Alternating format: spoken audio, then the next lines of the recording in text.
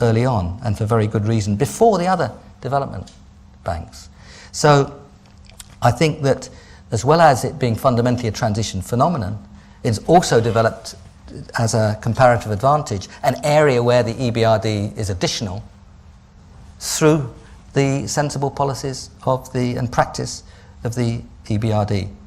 So it's clearly an area with transition impact, for the reasons I've described, and it's clearly an area of additionality, and of course, fundamentally, as we all learnt to start with, it, if done well, follows sound banking principles. So there you are. I mean, it is absolutely central to the EBRD's story. It has leverage on policy. If you think about the problems of energy efficiency and the kind of investments you want to make, you have to think very carefully about pricing and energy policy reform. There's great leverage in the project approach when it's bound up with policy reform. And if I understand it correctly, that's exactly the kind of thing that the Sustainable Energy Initiative set out to do and has done. So you've got, as it were, this whole problem of transition of two kinds, together with an EBRD comparative advantage, which it's developed for very good reason. So this must be, surely, an area of great activity for the EBRD going forward, and that's why the second phase of the Sustainable Energy Initiative is so important. Now, all this tells us something about graduation. Probably graduation has slipped down the agenda, and good. But some of us, I'm looking at some of the people in this hall, wrote, I can't remember when it was, probably in about 97, some criteria for graduation. And we said, look, this is not about graduation of a country. It's a mistake. It's a conceptual mistake relative to the Articles of Association to see it this way. This is about transition impact, additionality, sound banking principles. They'll tell you about graduation. So it refers to sectors, it refers to forms of activity, it refers to what's going on elsewhere in the markets, because that shapes additionality. So for all these reasons, the story I told about the centrality of this issue for the EBRD is also telling us something about the notion of graduation and how it should be applied, because we insisted, on the basis of the Articles of Association, that it was these three principles that shaped transition and shaped any notion of graduation. And you can see why the application of these principles tells us very strongly that there is actually no argument that graduation in this area, and it's a big area, makes sense at this stage. And indeed, what's been going on in our understanding of climate change and in the markets of the region underline that point still more strongly. Now let me conclude with the role of the region in international agreement. It's probably fair to say, and now that I'm outside government I can say what I like, that the region has dragged its heels at the governmental policy international level. Probably Russia signed Kyoto in large measure to get into WTO. Now that's the kind of transactions at the very presidential and prime ministerial level that take place.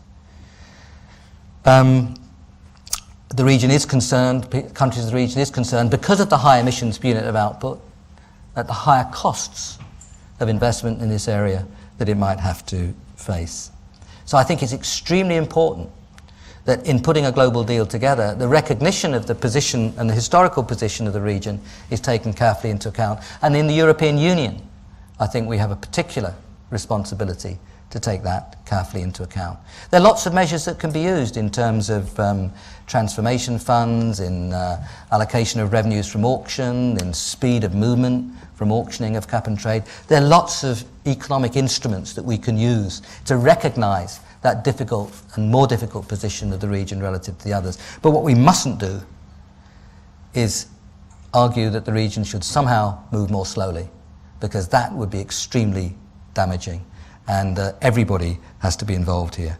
So if we ducked out of the challenge of moving to the low carbon economy in this region, it would drive it backwards economically, politically and internationally. I do not believe that will happen. I take that view in large measure because of the creativeness and farsightedness and commitment to transition and achievement of transition we've seen in the region and what has been achieved. And I take that view that this region will not be a laggard also because of what I see happening in the EBRD. Thank you very much.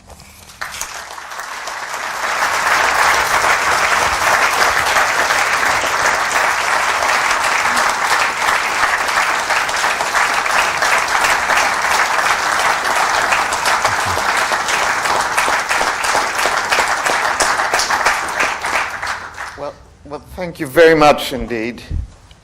Unfortunately, the schedule will not allow this Q&A session to happen because we have the reception at Lancaster House as from 7 p.m. and I think we should give everyone the opportunity to attend.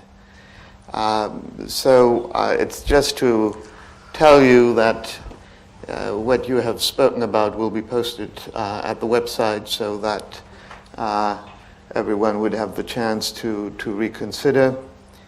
And maybe I could just add one very short personal remark. I very much agree with what you have said in terms of graduation and in terms of what we should think about in a medium-term perspective, even once the economic crisis should have been overcome. And very practically speaking, I mean, we are on the verge to the year 2010, and I think it will get tremendously difficult for most of our countries of operation to adhere to the goals that are internationally set.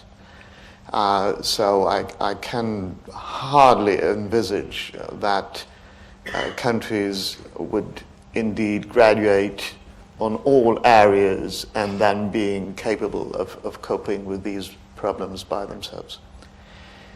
But let me just add one sort of more anecdotal, but maybe even though relevant remark, which is sort of non-economic observation.